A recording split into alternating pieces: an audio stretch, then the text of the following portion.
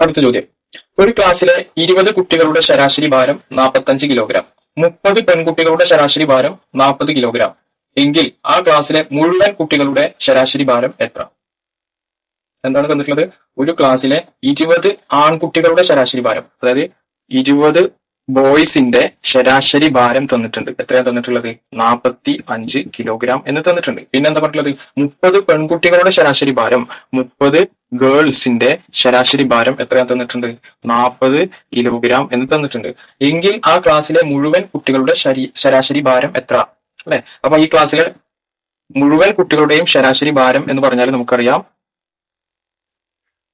ബോയ്സിന്റെ weight plus ഗേൾസിന്റെ weight divided by number of boys plus number of girls.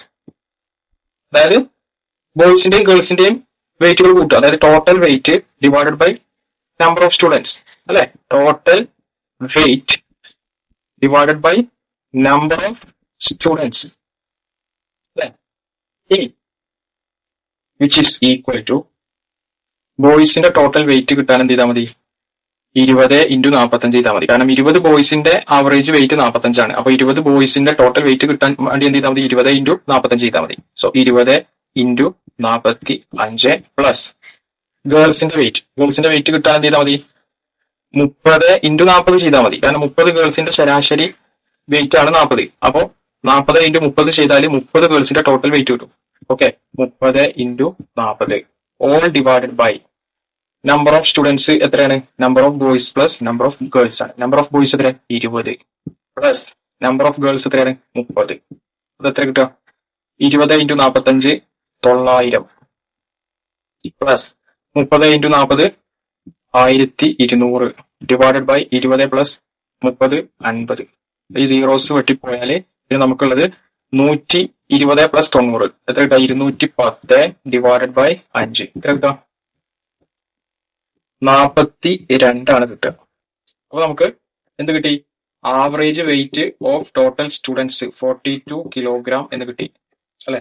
നമ്മൾ ഓപ്ഷനിൽ നോക്കുമ്പോൾ ഓപ്ഷനിൽ ഡി ആണ് എന്ത് കറക്റ്റ് ആൻസർ. ഓക്കെ, അടുത്ത ചോദ്യം. 6 പേർക്ക് ഒരു ജോലി ചെയ്തു തീർക്കാൻ 12 ദിവസം വേണം എങ്കിൽ 4 പേർ എത്ര ദിവസം കൊണ്ട് ഈ ജോലി ചെയ്തു തീർക്കും? ഓക്കെ, എന്താണ് പറഞ്ഞിട്ടുള്ളത്? 6 പേർക്ക് ഒരു ജോലി ചെയ്തു തീർക്കാൻ എത്ര ദിവസം വേണം എന്ന് പറഞ്ഞിട്ടുള്ളത്?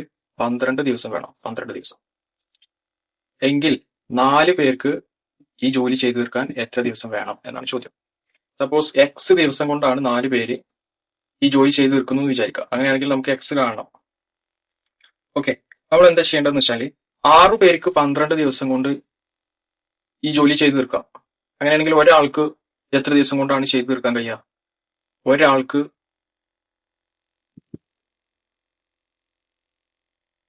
ഈ ജോലി ചെയ്തു തീർക്കാൻ കഴിയുന്ന ദിവസം എന്ന് പറഞ്ഞാൽ 6 × 12 ആണ്. 4 ആൾക്ക് എക്സ് ദിവസം കൊണ്ടാണ് ചെയ്തു തീർക്കാൻ കഴിയുന്നത് എങ്കിൽ നമുക്ക് ഒരാള് 4 × എക്സ് ദിവസം കൊണ്ടാണ് ആ ജോലി ചെയ്തു തീർക്കുക. ഓക്കെ, അപ്പോ 6 പേര് 12 ദിവസം കൊണ്ട് ചെയ്താലും 4 പേര് എക്സ് ദിവസം കൊണ്ട് ചെയ്താലും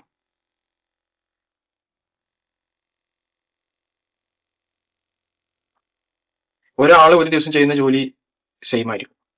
that is 6 × 12 equal to 4 × x. So x equal to 6 × 12 by 4 ആണ് x, which is equal to 4 12 കൊണ്ട് പറ്റിയാൽ 3 × 6 18. അപ്പോ 4 പേര് 18 ദിവസം കൊണ്ടാണ് ആ ജോലി ചെയ്തു തീർക്കുക. അപ്പൊ നമ്മൾ ഓപ്ഷൻ നോക്കുമ്പോൾ ഓപ്ഷനിൽ എ ആണ് കറക്റ്റ് ആൻസർ. ഓക്കെ, അടുത്ത ചോദ്യം. ഒരു നിശ്ചിത തുകയ്ക്ക് 2 വർഷത്തേക്കുള്ള കൂട്ടുപലിശ 410 രൂപയും ഈ തുകയ്ക്ക് ഇതേ പലിശ നിരക്കിൽ 2 വർഷത്തേക്കുള്ള സാധാരണ പലിശ 400 രൂപയും ആണെങ്കിൽ പലിശ നിരക്ക്. അപ്പൊ നമ്മളോട് പറഞ്ഞിട്ടുള്ളത് ഒരു നിശ്ചിത തുകയ്ക്ക് എത്രയാണെന്ന് പറഞ്ഞിട്ടില്ല. ഒരു നിശ്ചിത തുക 2 വർഷത്തേക്ക് ബാങ്കിൽ ഇട്ടപ്പോ കൂട്ടുപലിശ കണക്കാക്കുന്ന ബാങ്കില് 410 രൂപയും സാധാരണ പലിശ കണക്കാക്കുന്ന ബാങ്കിൽ 400 രൂപയും എന്ത് കിട്ടി? പലിശ കിട്ടി. അങ്ങനെയാണെങ്കിൽ ഈ രണ്ട് ബാങ്കുകളും എത്ര പെർസെന്റേജിലാണ് ഇൻട്രസ്റ്റ് കണക്കാക്കുന്നത് എന്നാണ് നമുക്ക് അറിയേണ്ടത്. ഇൻട്രസ്റ്റ് റേറ്റ് ആണ് നമുക്ക് അറിയേണ്ടത്. ഓക്കെ, ഇത് സിമ്പിൾ ഇൻട്രസ്റ്റ് ആണ് 400, ഇത് കോമ്പൗണ്ട് ഇൻട്രസ്റ്റ് ആണ് കൂട്ടുപലിശ. അപ്പൊ നമ്മൾ ഈ സിമ്പിൾ ഇൻട്രസ്റ്റിന്റെ കേസ് എടുക്കുകയാണെങ്കിൽ ഇത് 1 വർഷം, ഇത് 2ാമത്തെ വർഷം അവസാനം. 1ാമത്തെ വർഷം അവസാനം 2ാമത്തെ വർഷം അവസാനം ഇവിടെ 400 വന്നു അല്ലെ. അപ്പൊ 1ാമത്തെ വർഷം അവസാനം സിമ്പിൾ ഇൻട്രസ്റ്റ് എത്ര ആയിരിക്കും? 200 ആയിരിക്കും. 2ാമത്തെ വർഷം അവസാനം 200 ആയിരിക്കും. അങ്ങനെ 200 + 200 ആണ് എന്ത് ടോട്ടൽ ഇവിടെ എത്ര വന്നത്? 400 വന്നത്. ഓക്കെ, ഈ കോമ്പൗണ്ട് ഇൻട്രസ്റ്റിന്റെ കേസിൽ ആണെങ്കിൽ 1ാമത്തെ വർഷം അവസാനം സിമ്പിൾ ഇൻട്രസ്റ്റിന്റെ അതേ ഇൻട്രസ്റ്റ് തന്നെ ആയിരിക്കും കോമ്പൗണ്ട് ഇൻട്രസ്റ്റിനും, അതായത് ഇവിടെ 200 തന്നെ ആയിരിക്കും വരിക. 2ാമത്തെ വർഷം അവസാനം ഇവിടെ നമുക്കറിയാം 410, ഇവിടെ 200 കഴിഞ്ഞാൽ പിന്നെ ഇവിടെ 210 ആണ് വരിക 2ാമത്തെ വർഷം അവസാനം. അപ്പോൾ അങ്ങനെയാണ് ഇത് രണ്ടും പാടെ കൂട്ടുമ്പോൾ നമുക്ക് എന്ത് കിട്ടുന്നത്? 410 കിട്ടുന്നത്. അപ്പൊ ഇവിടെ എക്സ്ട്രാ വന്നത് എത്രയാണ്? ഈ 10 രൂപയാണ്. ഈ 10 രൂപ എന്താണ്? ഈ 10 രൂപ 1ാമത്തെ വർഷത്തെ പലിശയുടെ പലിശയാണ് അല്ലെ, അതാണ് 10 രൂപ. അതായത് 1ാമത്തെ വർഷത്തെ പലിശയായ 200 രൂപയുടെ 6 ഇൻട്രസ്റ്റ് റേറ്റ് 6% ആണ് എന്ത്? 10. അപ്പൊ നമുക്ക് 200ന്റെ എത്ര ശതമാനമാണ് 10 എന്ന് കണ്ടെത്തിയാൽ നമുക്ക് എന്ത് കിട്ടും? ഇൻട്രസ്റ്റ് റേറ്റ് കിട്ടും. 200ന്റെ എത്ര ശതമാനമാണ് 10? 10/200 × 100 ചെയ്താൽ മതി അല്ലെ. 0യും 0യും വെട്ടി 10/2 5%. അപ്പൊ ഇൻട്രസ്റ്റ് റേറ്റ് എത്രയാണ്? 5% ബാങ്കുകൾ കണക്കാക്കുന്ന ഇൻട്രസ്റ്റ് റേറ്റ്. നമ്മൾ ഓപ്ഷൻ നോക്കുമ്പോൾ ഓപ്ഷൻ എയിലാണ് എന്ത് കറക്റ്റ് ആൻസർ, ഓപ്ഷൻ എ. ഒരു സംഖ്യയുടെ 8% 72 ആയാൽ ആ സംഖ്യയുടെ 10% എത്ര? എന്താണ് പറഞ്ഞിട്ടുള്ളത്? നമുക്കൊരു സംഖ്യയുടെ 8% എന്ന് പറയുന്നത് എത്രയും തന്നിട്ടുണ്ട്? 72 എന്ന് തന്നിട്ടുണ്ട്. അങ്ങനെയാണെങ്കിൽ ഈ സംഖ്യയുടെ 10% എത്ര? അതാണ് നമുക്ക് അറിയേണ്ടത്. 8% 72 ആണെങ്കിൽ 1% കാണാം. എന്നിട്ട് ആ 1%നെ നമ്മൾ എന്തുകൊണ്ട് ഗുണിച്ചാൽ മതി? 10 കൊണ്ട് ഗുണിച്ചാൽ നമുക്ക് 10% കിട്ടും. ഓക്കെ, അപ്പോ ഇവിടെ 8% തന്നിട്ടുണ്ട്. അങ്ങനെയാണെങ്കിൽ 1% എന്ന് പറഞ്ഞാൽ എന്ത് ചെയ്താൽ മതി? 1% കാണാൻ നമ്മൾ 8 കൊണ്ട് ഡിവൈഡ് ചെയ്താൽ മതി രണ്ട് സൈഡിലും. ഓക്കെ, അപ്പൊ ഇവിടെ 1% = എന്ത് കിട്ടും? 72/8 എന്ന് കിട്ടും. ഇനി 10% കാണാൻ ഇതിനെ × 10 കൊണ്ട് ഗുണിക്കുക അല്ലെ. That is 10% = 72/8 × 10. നമ്മളിത് സിംപ്ലിഫൈ ചെയ്യുകയാണെങ്കിൽ 72 8നെ 2 കൊണ്ട് വെട്ടിയാൽ 4, 36 വീണ്ടും 2 കൊണ്ട് വെട്ടിയാൽ ഇവിടെ 2, ഇവിടെ 18, 18/2 9. സോ 9 × 10 വരും. 9 × 10 എന്ന് പറയുമ്പോൾ 90. സോ 8% 72 ആണെങ്കിൽ 10% എത്രയാണ്? 90. നമ്മൾ ഓപ്ഷനിൽ നോക്കുമ്പോൾ ഓപ്ഷൻ സി ആണെന്ത് correct answer, option C. Okay, അടുത്ത ക്വസ്റ്റ്യൻ. 1 + 3 + 5 + etc. + 25 എത്ര? എന്താണ് തന്നിട്ടുള്ളത്? 1 + 3 + 5 + etc.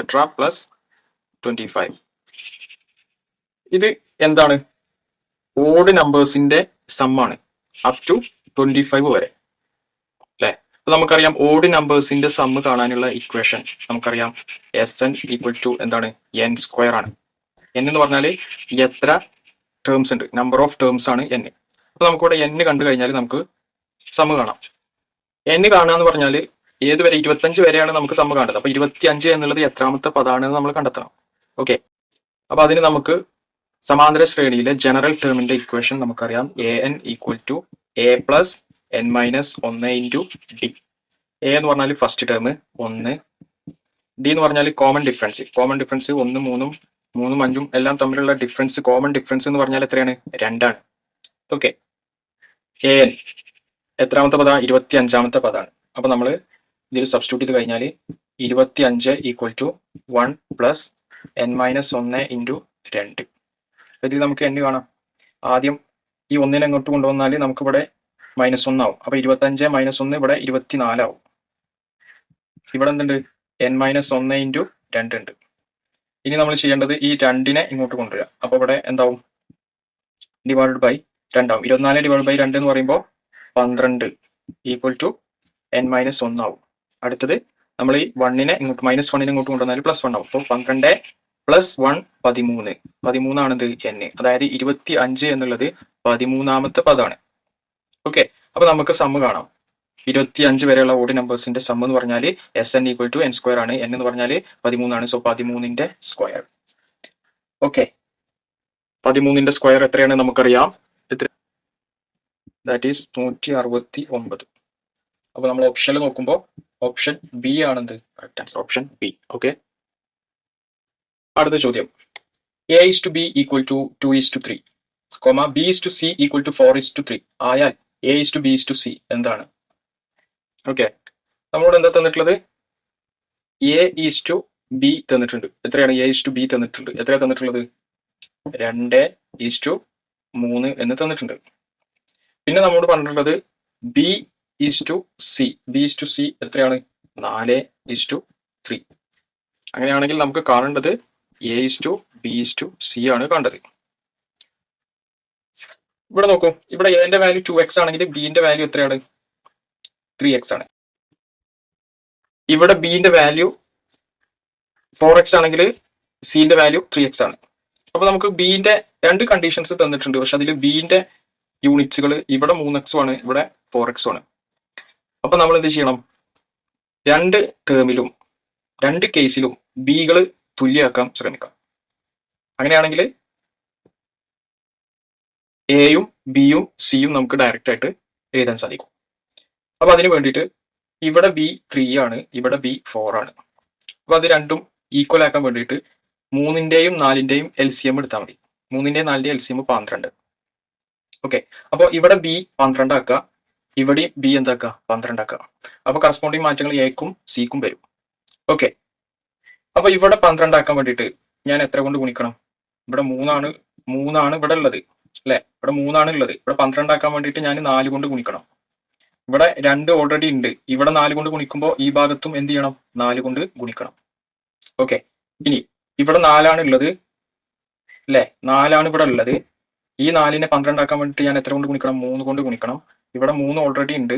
ഇവിടെ 3 കൊണ്ട് ഗുണിച്ചതുകൊണ്ട് ഈ ഭാഗത്തും എന്തുകൊണ്ട് ഗുണിക്കണം? 3 കൊണ്ട് ഗുണിക്കണം. ഓക്കെ, ഇപ്പൊ എന്താ കിട്ടിയത്? 4 × 2 8:3 × 4 12 കിട്ടി. അതായത് 2:3 തന്നെയാണ് 8:12. ഒരു മാറ്റമല്ല. ഇനി ഇവിടെ എത്ര കിട്ടിയത്? 3 × 4 12:3 × 3 9. അതായത് 4:3 തന്നെയാണ് 12:9. ഇപ്പോ രണ്ട് ഭാഗത്തും ബിന്റെ വാല്യൂ എത്ര വന്നത്? 12 യൂണിറ്റ് ആണ് വന്നത്. ഇനി നമുക്ക് A:B:C എഴുതാം അല്ലെ? A:B:C എന്ന് പറയുമ്പോൾ എയുടെ സ്ഥാനത്ത് 8, ബിയുടെ സ്ഥാനത്ത് 12, സിയുടെ സ്ഥാനത്ത് 9. സോ 8:12:9 ആണെന്ത്? A:B:C. അപ്പൊ നമ്മൾ ഓപ്ഷനിൽ നോക്കുമ്പോൾ ഓപ്ഷൻ എ ആണെന്ത് correct answer. Option A. Okay, അടുത്ത ക്വസ്റ്റ്യൻ. ഒരു ഗോളത്തിന്റെ വ്യാപ്തം 36 പൈ ഘന സെന്റിമീറ്റർ ആണ്. ആയാൽ അതിന്റെ വ്യാസത്തിന്റെ നീളം എത്ര? അപ്പൊ എന്താ തന്നുള്ളത്? ഒരു ഗോളത്തിന്റെ വ്യാപ്തം തന്നിട്ടുണ്ട്, വോളിയം. അപ്പൊ നമുക്കറിയാം അത് എത്രയാണ് തന്നിട്ടുള്ളത്? ഗോളത്തിന്റെ വ്യാപ്തം 36 പൈ എന്ന് തന്നിട്ടുണ്ട്. Okay, centimetre cube. ആയാൽ അതിന്റെ വ്യാസത്തിന്റെ നീളം എത്ര? ഈ ഗോളത്തിന്റെ വ്യാസത്തിന്റെ നീളം നമുക്കറിയാം എന്ത്? 2 × ആരം അല്ലെങ്കിൽ 2 × റേഡിയസ് ആണ് എന്ത്? വ്യാസത്തിന്റെ നീളം. ഓക്കെ, അപ്പൊ നമുക്ക് കാണേണ്ടത് വ്യാസം അല്ലെങ്കിൽ ഡയമീറ്റർ എന്നൊക്കെ പറയും അതിന് ഇംഗ്ലീഷിൽ. ഓക്കെ, അപ്പൊ നമുക്ക് ഇതാണ് കാണേണ്ടത്, 2r. 2r കാണാൻ നമ്മൾ എന്ത് കാണണം? റേഡിയസ് കാണണം അല്ലെ? എങ്കിലേ നമുക്ക് അതിനെ 2 കൊണ്ട് മൾട്ടിപ്ലൈ ചെയ്താൽ വ്യാസം കിട്ടുള്ളൂ. അപ്പൊ റേഡിയസ് ആണ് നമുക്ക് കാണേണ്ടത്. എന്തിന്റെ? ഗോളത്തിന്റെ എന്താണ് തന്നിട്ടുള്ളത്? വോളിയം ആണ് തന്നിട്ടുള്ളത്. 36 പൈ എന്ന് തന്നിട്ടുണ്ട്. നമുക്ക് ഗോളത്തിന്റെ വോളിയത്തിന്റെ ഇക്വേഷൻ അറിയാം. 4/3 പൈ r³. ഇതാണ് ഗോളത്തിന്റെ വോളിയത്തിന്റെ ഇക്വേഷൻ. r എന്താണ്? r റേഡിയസ് അല്ലെങ്കിൽ ആരം. Okay, which is equal to എത്രയും തന്നിട്ടുണ്ട്? 36 പൈ എന്ന് തന്നിട്ടുണ്ട്. ഓക്കെ, ഇനി ഇതിന് നമ്മൾ r കണ്ടെത്തുക ചെയ്യാം. ഓക്കെ, അപ്പോൾ പൈയും ക്യാൻസൽ ചെയ്ത് പോകും. ഈ 3 ഇങ്ങോട്ട് വരും, അപ്പൊ ഇൻറ്റു ആവും. ഈ 4 ഇങ്ങോട്ട് വരും, ഡിവൈഡഡ് ബൈ ആവും. അപ്പൊ r³ equal to 36 × 3 divided by 4 equal to എത്ര കിട്ടുക? 36ൽ എത്ര 4 ഉണ്ട്? 9 4 പിന്നെ 9 × 3 എത്ര? 27. ദാറ്റ് ഈസ് നമുക്ക് എന്ത് കിട്ടി? r³ ഈക്വൽ ടു 27 എന്ന് കിട്ടി. 27 എന്തിന്റെ ക്യൂബാണ്? 3ന്റെ ക്യൂബാണ് 27, നമുക്കറിയാം അല്ലെ? അങ്ങനെയാണെങ്കിൽ ആറിന്റെ വില എത്രയാണ്? അപ്പോ 3. ആറ് എത്രയാണ്? 3 അല്ലെ? ഇനി നമുക്ക് ആറാണോ കണ്ടത്? അല്ല, നമുക്ക് കണ്ടത് വ്യാസാണ്. വ്യാസാണ് നമുക്ക് കണ്ടത്. സോ നമുക്ക് എന്ത് പറയാം? വ്യാസം equal to 2r equal to 2 into ആറിന്റെ സ്ഥാനത്ത് 3 എത്ര കിട്ടുക? 6 സെന്റിമീറ്റർ. അപ്പൊ നമ്മൾ ഓപ്ഷൻ നോക്കുമ്പോൾ ഓപ്ഷൻ ബി ആണെന്ത് correct answer. Option B is the correct answer. Okay, അടുത്ത ചോദ്യം. ഒരാൾ 2 കിലോമീറ്റർ വടക്കോട്ട് നടന്നതിന് ശേഷം 7 കിലോമീറ്റർ കിഴക്കോട്ട് നടന്നു. പിന്നീട് വീണ്ടും 3 കിലോമീറ്റർ വടക്കോട്ടും അവിടെ നിന്ന് 5 കിലോമീറ്റർ കിഴക്കോട്ടും നടന്നു. അയാൾ ആദ്യം നിന്ന സ്ഥലത്ത് നിന്ന് ഇപ്പോൾ എത്ര അകലത്തിൽ ആണ്? ഇതാണ് ചോദ്യം. അപ്പൊ ഒരു വ്യക്തി ഇവിടെ നിൽക്കുന്നുണ്ട്. ഇദ്ദേഹം ആദ്യം വടക്കോട്ട് 2 കിലോമീറ്റർ നടന്നു. വടക്കോട്ട് 2 കിലോമീറ്റർ നടന്നു. അതിനുശേഷം 7 കിലോമീറ്റർ കിഴക്കോട്ട് നടന്നു. 7 കിലോമീറ്റർ കിഴക്കോട്ട് നടന്നു. 7 കിലോമീറ്റർ. പിന്നീട് വീണ്ടും 3 കിലോമീറ്റർ വടക്കോട്ട് നടന്നു. വീണ്ടും വടക്കോട്ട് 3 കിലോമീറ്റർ നടന്നു. അവിടെ നിന്ന് 5 കിലോമീറ്റർ കിഴക്കോട്ട് നടന്നു. അപ്പൊ ഇവിടുന്ന് വീണ്ടും എന്ത് ചെയ്തു? 5 കിലോമീറ്റർ കിഴക്കോട്ടും നടന്നു. ഓക്കെ, അയാൾ ആദ്യം നിന്ന സ്ഥലത്ത് നിന്ന് ഇപ്പോൾ എത്ര അകലത്തിലാണ്? അപ്പൊ അയാൾ ആദ്യം നിന്നിരുന്നത് ഇവിടെ എയിലായിരുന്നു. ഇപ്പോൾ അവസാനം നിൽക്കുന്ന സ്ഥലം ബി ആണ്. അപ്പൊ നമുക്ക് കാണേണ്ട എന്താണ്? എ ബി ആണ് നമുക്ക് കാണേണ്ടത്. എ ബി, ഈ ഡിസ്റ്റൻസ് ആണ് നമുക്ക് കാണേണ്ടത്, എ ബി. ഓക്കെ, അപ്പൊ അതിന് വേണ്ടിയിട്ട് നമ്മൾ ചെയ്യേണ്ടത് എന്താണെന്ന് വെച്ചാല്, നമ്മൾ വടക്കോട്ടുള്ള ഈ ഭാഗത്തൊന്ന് എക്സ്റ്റെൻഡ് ചെയ്യാം, അതുപോലെ തന്നെ കിഴക്കോട്ടുള്ള ഈ ഭാഗത്തൊന്ന് എക്സ്റ്റെൻഡ് ചെയ്യാം. ഓക്കെ, ഇത് രണ്ടും കൂട്ടിമുട്ടുന്ന ഭാഗത്തിന് ഞാൻ സി എന്നുള്ള ഒരു പോയിന്റ് കൊടുത്തു. സി എന്നുള്ള പോയിന്റ്. ഓക്കെ, ഇപ്പോ ഇവിടെ ഒരു ത്രികോണം കിട്ടി. ത്രികോണം എ സി ബി അല്ലെങ്കിൽ എ ബി സി. ഇതെന്താണ്? ഇതൊരു മട്ട ത്രികോണമാണ് അല്ലെ? മട്ട ത്രികോണമാണ്. അപ്പോ ഈ മട്ട ത്രികോണത്തിന്റെ എ ബി ആണ് നമുക്ക് വേണ്ടത്. എ ബി എന്ന് പറഞ്ഞാൽ കർണാണ്, വലിയ വശമാണ്. അപ്പോ എ ബി ആണ് നമുക്ക് കാണേണ്ടത്. അപ്പോ ഈ ഡിസ്റ്റൻസും, അതായത് എ സിയും ഈ ഡിസ്റ്റൻസും സി ബിയും കിട്ടിയാൽ നമുക്ക് എ ബി കാണാം അല്ലെ? മട്ട ത്രികോണത്തിന്റെ ഇക്വേഷൻ നമുക്കറിയാം. കർണം സ്ക്വയർ ഈക്വൽ ടു പാദം സ്ക്വയർ പ്ലസ് ലംബം സ്ക്വയർ അല്ലെ? അപ്പോ എ സി എങ്ങനെ കാണാം? എ സി ഈ ഡിസ്റ്റൻസ് 2 ആണ്. ഈ ഡിസ്റ്റൻസോ? ഈ ഡിസ്റ്റൻസ് 3 ആണ്. ഇത് 3 ആണ്. കാരണം ഇത് 3 ആണെങ്കിൽ ഇത് 3 ആണ്. ഇനി സി ബി, ഇത് 5 ആണ് തന്നിട്ടുണ്ട്. അപ്പൊ ഈ ഡിസ്റ്റൻസോ? ഈ ഡിസ്റ്റൻസ് 7 ആയിരിക്കും. ഓക്കെ, അപ്പോ എ സി ടോട്ടൽ എന്ന് പറഞ്ഞാൽ 2 പ്ലസ് 3 എത്ര? 5 കിട്ടും ഈ ഡിസ്റ്റൻസ്. സി ബി ടോട്ടൽ എത്ര? 7 പ്ലസ് 5 12 എന്നും കിട്ടും. 12 ആണ് ഈ ഡിസ്റ്റൻസ്. അങ്ങനെയാണെങ്കിൽ നമുക്ക് എ ബി ആണ് കാണേണ്ടത്. അപ്പോൾ നമ്മളെ ഇക്വേഷൻ എന്താണ്? കർണം സ്ക്വയർ ഈക്വൽ ടു ലംബം സ്ക്വയർ. ലംബം സ്ക്വയർ എന്ന് പറയുമ്പോൾ A C square 5 square plus പാദം സ്ക്വയർ എത്ര? 12 സ്ക്വയർ. That is 25 plus 144. ഇതാണ് എ ബി സ്ക്വയർ. 25 144 169. ഇതാണ് A B square. So A B എന്താ? എ ബി എന്ന് പറഞ്ഞാൽ റൂട്ട് ഓഫ് 169. 169ന്റെ റൂട്ട് എത്ര? 13. അപ്പോൾ എ ബി എത്രയാണ്? 13 കിലോമീറ്റർ ആണ്. 13 കിലോമീറ്റർ. സോ ഓപ്ഷനിൽ നോക്കുമ്പോൾ ഓപ്ഷൻ ഡി ആണ് എന്ത് correct answer. Option D. Okay, അടുത്ത ക്വസ്റ്റ്യൻ. 2 സംഖ്യകളുടെ തുക 15ഉം അവയുടെ വ്യത്യാസം 1 ആയാൽ ആ സംഖ്യകളുടെ ഗുണനഫലം എത്ര? അപ്പൊ നമുക്ക് 2 സംഖ്യകളുടെ തുക, ഞാൻ എയും ബിയും ആയിട്ടാണ് 2 സംഖ്യകൾ എടുക്കുന്നത്. അപ്പോ എയും ബിയും ആയിട്ടാണ് 2 സംഖ്യകൾ. നമ്മളോട് പറഞ്ഞിട്ടുള്ളത് എന്താ? 2 സംഖ്യകളുടെ തുക എ പ്ലസ് ബി എത്രയും തന്നിട്ടുണ്ട്? 15 എന്ന് തന്നിട്ടുണ്ട്. പിന്നെ എന്താ പറഞ്ഞിട്ടുള്ളത്? അവയുടെ വ്യത്യാസം എ മൈനസ് ബി എത്രയാണ് തന്നിട്ടുണ്ട്? 1 തന്നിട്ടുണ്ട്. അവയുടെ വ്യത്യാസം 1 ആയാൽ ആ സംഖ്യകളുടെ ഗുണനഫലം, അതായത് എ ഇൻറ്റു ബി ആണ് നമുക്ക് കാണേണ്ടത്. ഓക്കെ, അപ്പൊ ഇത് ഇക്വേഷൻ 1ഉം ഇത് ഇക്വേഷൻ 2 ആയിട്ട് എടുക്കുകയാണെങ്കിൽ ഇക്വേഷൻ 1ഉം 2ഉം കൂട്ടിക്കഴിഞ്ഞാൽ നമുക്ക് എന്താ കിട്ടുക? എ പ്ലസ് ബി ഉണ്ട് ഇക്വേഷൻ 1ലെ ലെഫ്റ്റ് ഹാൻഡ് സൈഡിൽ, പ്ലസ് ഇക്വേഷൻ 2ന്റെ ലെഫ്റ്റ് ഹാൻഡ് സൈഡിൽ ഏതൊക്കെയുള്ളത്? A minus B equal to equation 1ലെ റൈറ്റ് ഹാൻഡ് സൈഡിൽ 15 പ്ലസ് ഇക്വേഷൻ 2ലെ റൈറ്റ് ഹാൻഡ് സൈഡിൽ 1. സോ ഈ പ്ലസ് ബിയും മൈനസ് ബിയും വെട്ടിപ്പോവും. ബാക്കി എന്താ ഉണ്ടാവുക? 2a equal to 15 plus 1 16. So എന്റെ വാല്യൂ എത്ര? 8 എന്ന് കിട്ടും. എന്റെ വാല്യൂ 8 കിട്ടി. എന്റെ വാല്യൂ 8 കിട്ടിയാൽ പിന്നെ ബിന്റെ വാല്യൂ കിട്ടാൻ ഇതിന്ന് കിട്ടും നമുക്ക്, അല്ലെങ്കിൽ ഇതിൽ നിന്ന് കിട്ടും, ഏതിലും കൊടുക്കാം. സോ ഞാൻ ഇതിലാണ് അതിന്റെ വാല്യൂ സബ്സ്റ്റിറ്റ്യൂട്ട് ചെയ്യുന്നത്. ഇതിൽ എന്റെ സ്ഥാനത്ത് 8 കൊടുത്തു കഴിഞ്ഞാൽ നമുക്ക് എന്ത് എഴുതാം? 8 plus B equal to 15. So B equal to എന്താ 15 മൈനസ് 8. ബി ഈക്വൽ ടു 15 8 പോയി കഴിഞ്ഞാൽ നമുക്ക് എത്ര കിട്ടുക 7 കിട്ടുക. സോ എന്റെ വാല്യൂ 8, ബിന്റെ വാല്യൂ 7 അല്ലെ. നമ്മളോട് ചോദിച്ചുള്ളത് എ ഇൻറ്റു ബി ആണ്. അതായത് 7 ഇൻറ്റു 8. 7 ഇൻറ്റു 8 എത്രയാണ്?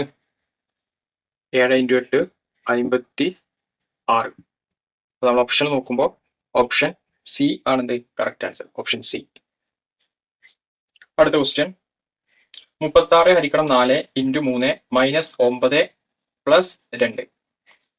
എന്താണ് ചോദിച്ചുള്ളത്? 36 ഹരിക്കണം 4 ഇൻറ്റു 3 മൈനസ് 9 പ്ലസ് 2. ഇതിന്റെ വില എത്രയാണെന്ന് ചോദിച്ചിട്ടുള്ളത്. ഇതിന്റെ വില. അപ്പൊ നമ്മൾ ഇത്തരം ക്വസ്റ്റ്യൻസ് ചെയ്യുമ്പോൾ നമ്മൾ ബോർഡ് മാസ് റൂൾ വെച്ചിട്ടാണ് ചെയ്യുക. ബോർഡ് മാസ് റൂള് എന്ന് വെച്ചാൽ ആദ്യം ബ്രാക്കറ്റിന്റെ അകത്തുള്ള ചെയ്യണം, പിന്നെ ഓഫ്, പിന്നെ ഡിവിഷൻ, മൾട്ടിപ്ലിക്കേഷൻ, അഡീഷൻ, സബ്സ്ട്രാക്ഷൻ. ഈ ഓർഡറിലാണ് നമ്മൾ ചെയ്യേണ്ടത്. അപ്പൊ നമ്മൾ ഇവിടെ ആദ്യം ചെയ്യേണ്ടത് ഈ ഡിവിഷൻ ആണ് ചെയ്യേണ്ടത്. ഓക്കെ, അത് കഴിഞ്ഞിട്ട് ഈ മൾട്ടിപ്ലിക്കേഷൻ ചെയ്യണം. ഓക്കെ, അപ്പം ഇവിടുത്തെ ആദ്യത്തെ ഡിവിഷൻ 36 ഹരിക്കണം 4. 36 ഹരിക്കണം 4 എത്ര കിട്ടുക? 18/2 9 കിട്ടും. എത്ര കിട്ടുക? 9. പിന്നെ ഇവിടെ ഇൻറ്റു ഇതിന്റെ വില 9 കിട്ടും. Okay, 9 into 3 minus 9 plus 2. പിന്നെ നമ്മൾ ചെയ്യേണ്ടത് ഇത് രണ്ടും ഗുണിക്കുക ചെയ്യേണ്ടത്, കാരണം ഡിവിഷൻ കഴിഞ്ഞാൽ പിന്നെ മൾട്ടിപ്ലിക്കേഷൻ ആണ്. അപ്പൊ 9 ഇൻറ്റു 3 27 കിട്ടും. പിന്നെ ഇവിടെ മൈനസ് 9 പ്ലസ് 2 ഉണ്ട് 27. പിന്നെ അത് നമുക്ക് എങ്ങനെ ചെയ്യാം? ഓക്കെ, ഈ റൂൾ വെച്ചിട്ട് തന്നെ ചെയ്യണമെങ്കിൽ 27 പ്ലസ് 2 29 മൈനസ് 9 എത്ര 20. ആൻസർ എത്ര? 20. അപ്പൊ ഓപ്ഷൻ ബി ആണെന്ത് correct answer. Option B. Okay, അടുത്ത ചോദ്യം 0.01നെ 1/1000 കൊണ്ട് ഹരിച്ചാൽ കിട്ടുന്ന സംഖ്യ ഏത്? നമ്മൾ ചോദിച്ചിട്ടുള്ള എന്താണ്? 0.01നെ ഹരിക്കണം. എന്തുകൊണ്ട്? 1/1000 കൊണ്ട് ഹരിക്കണം. അപ്പൊ ഞാൻ ഇത് ഫ്രാക്ഷണൽ ഫോം ആണ്. അപ്പൊ ഇതിനെ നമ്മൾ ആ രീതിയിലേക്ക് ഒന്ന് മാറ്റുമ്പോൾ 0.01നെ എനിക്ക് 1/100 എന്ന് എഴുതാം. കാരണം 2 ഡെസിമലാണ് ഇവിടെ ഉള്ളത്, 1 2. അപ്പൊ 1/100 ഹരിക്കണം 1/1000. അപ്പൊ നമ്മള് ഫ്രാക്ഷണൽ ഫോംസ് ഇങ്ങനെ ഹരിക്കാൻ വരുമ്പോൾ നമ്മൾ എന്താ ചെയ്യേണ്ടത്? ഡിനോമിനേറ്ററിലുള്ള ഇതിനെ തിരിച്ചിട്ടിട്ട് നേരെ ഗുണിക്കുകയാണ് ചെയ്യുക. അതായത് 1/100 ഇൻറ്റു 1000/1 അല്ലെ. അപ്പൊ നമ്മൾക്കിത് സിംപ്ലിഫൈ ചെയ്താൽ ആൻസർ എത്ര കിട്ടുക? 10 എന്നാണ് കിട്ടുക. അതെ, 10. നമ്മൾ ഓപ്ഷനിൽ എ ആണെന്ത് കറക്റ്റ് ആൻസർ. ഓക്കെ, ഓപ്ഷനിൽ എ. അടുത്ത ചോദ്യം, ഒരു ക്ലോക്കിൽ സമയം 6:45 ആകുമ്പോൾ കണ്ണാടിയിൽ അതിന്റെ പ്രതിബിംബത്തിൽ കാണിക്കുന്ന സമയം എത്ര? ഇത്തരം ക്വസ്റ്റ്യൻസ് നമ്മൾ ഒരുപാട് ചെയ്തിട്ടുണ്ട്. അപ്പോൾ ക്ലോക്കിലെ സമയം 6:45 ആണ്. അങ്ങനെയാണെങ്കിൽ കണ്ണാടിയിലെ എത്രയാണ് സമയം കാണിക്കുക എന്നാണ് ചോദ്യം. അപ്പൊ നമ്മൾ എന്ത് ചെയ്താൽ മതി? തന്നിരിക്കുന്ന സമയത്തെ 11:60 നിന്ന് മൈനസ് ചെയ്താൽ നമുക്ക് കണ്ണാടിയിൽ കാണുന്ന സമയം എത്രയാണ് കിട്ടും. That is 11.60 minus 6.45. 0 5 പോയില്ല. അപ്പൊ 10 5 പോയി കഴിഞ്ഞാൽ 5. പിന്നെ ഇവിടെ 5 ഉണ്ടാവും. 5 4 പോയി കഴിഞ്ഞാൽ 1. പിന്നെ 11 6 പോയി കഴിഞ്ഞാൽ എത്ര കിട്ടുക? 5. അപ്പൊ നമ്മൾ കണ്ണാടിയിൽ കാണിക്കുന്ന സമയം 5:15 ആണ്. 5:15. ഓപ്ഷൻ ഡി ആണെന്ത് കറക്റ്റ് ആൻസർ. ഓക്കെ, അടുത്ത ചോദ്യം 2/100 ഈക്വൽ ടു ഡാഷ്. 4 ഓപ്ഷൻസ് തന്നിട്ടുണ്ട്. 2/15 പ്ലസ് 2/15, 2/15 ഇൻറ്റു 2/15, 2/15 ഇൻറ്റു 2/4, 2/101 മൈനസ് 2. അപ്പൊ നമ്മളിവിടെ 2/100നെ നമുക്ക് എങ്ങനെ എഴുതാൻ കഴിയാം? 2/15 ഇൻറ്റു 2/15 ആണെന്ത് 2/100. അതായത് 2/15 ഇൻറ്റു 2/15 എന്ന് പറഞ്ഞാൽ 2/15 പ്ലസ് 15. അങ്ങനെയാണ് നമുക്ക് എന്ത് കിട്ടുന്നത്? 2/100 കിട്ടുന്നത്. ഓക്കെ, അപ്പോൾ ഇത് ചെയ്യാനുള്ള എക്സ്പോണൻഷ്യൽ റൂൾ എന്ന് പറഞ്ഞാൽ എന്താണ്? a raised to b into a raised to b into a raised to c equal to എന്താണ്? a raised to b plus c. ഈ റൂൾ വെച്ചിട്ടാണ് ഇത് ചെയ്യുന്നത്. അപ്പൊ നമ്മൾ ഓപ്ഷനിൽ 2/15 ഇൻറ്റു 2/15 ഓപ്ഷൻ ബി ആണെന്ത് കറക്റ്റ് ആൻസർ. ഓക്കെ, അടുത്ത ചോദ്യം, ഒരാൾ 100 രൂപക്ക് 11 മാങ്ങകൾ വാങ്ങി. 10 മാങ്ങകൾ 110 രൂപക്ക് വിറ്റുവെങ്കിൽ ലാഭശതമാനം എത്ര? അപ്പോ കോസ്റ്റ് പ്രൈസ്, കോസ്റ്റ് എത്രയാണ്? 100 രൂപക്ക് 11 മാങ്ങകളാണ് വാങ്ങിച്ചത്. അങ്ങനെയാണെങ്കിൽ ഒരു മാങ്ങയുടെ വില എന്ന് പറഞ്ഞാൽ എത്രയാണ്? ഒരു മാങ്ങയുടെ കോസ്റ്റ് പ്രൈസ് എന്ന് പറഞ്ഞാൽ 100/11 അല്ലെ? ഇനി സെല്ലിംഗ് പ്രൈസ് തന്നിട്ടുണ്ട്. സെല്ലിംഗ് എത്ര തന്നിട്ടുള്ളത്? 10 മാങ്ങകള് വിറ്റ പ്രൈസ് എത്രയാണ്? 110 രൂപക്കാണ് വിറ്റത്. അങ്ങനെയാണെങ്കിൽ ഒരു മാങ്ങ വിറ്റ പൈസ എത്രയാണ്? ഒരു മാങ്ങ വിറ്റ പൈസ എന്ന് പറഞ്ഞാല് 110/10 ആണ്. ഓക്കെ, ഇനി നമ്മളോട് ചോദിച്ചിട്ടുള്ളത് ലാഭശതമാനമാണ്. ലാഭശതമാനം എന്ന് പറഞ്ഞാല് നമുക്കറിയാം selling price minus cost price divided by cost price into 100 ആണ് ലാഭശതമാനം കാണാനുള്ള ഇക്വേഷൻ അല്ലെ? അപ്പൊ നമുക്ക് സെല്ലിംഗ് പ്രൈസ് ഒരു മാങ്ങന്റെ കേസ് എടുത്താൽ മതി. ഓക്കെ, ഒരു മാങ്ങന്റെ കേസുകൾ വെച്ചിട്ടാണ് നമ്മളിവിടെ ചെയ്യുന്നത്. അത് തന്നെ ആയിരിക്കും ടോട്ടലി. അപ്പോൾ ഒരു മാങ്ങന്റെ സെല്ലിംഗ് പ്രൈസ് എത്രയാണ്? 110/10. 110/10 എന്ന് പറയുമ്പോൾ 11. That is selling price 11 minus cost price എത്ര? 100/11. 100/11 divided by cost price 100/11 into 100. ഇത് എത്രയെന്ന് കണ്ടാൽ മതി അല്ലെ? ദാറ്റ് ഈസ് 11 മൈനസ് 100/11 ഇൻറ്റു ഇത് തിരിച്ചിടുക 11/100 ഇൻറ്റു 100. ഈ 100ഉം വെട്ടിപ്പോവും.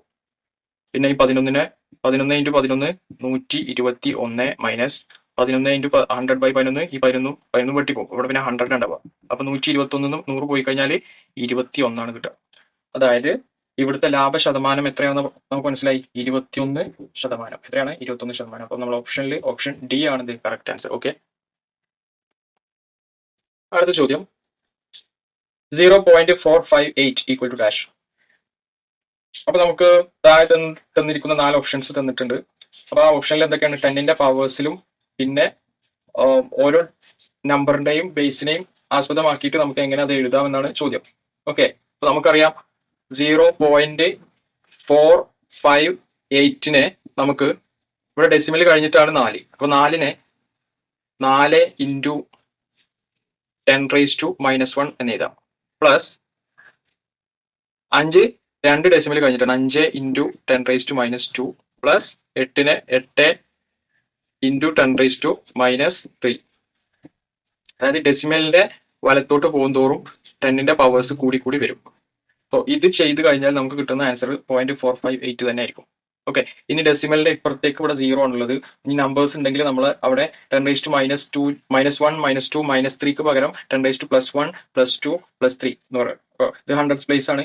ഇത് ഒറ്റയാണ്. ഇത് 10 ആണ്. ഇത് 100 ആണ്, 1000 ആണ്, 10,000 ആണ്, അങ്ങനെ പോകും.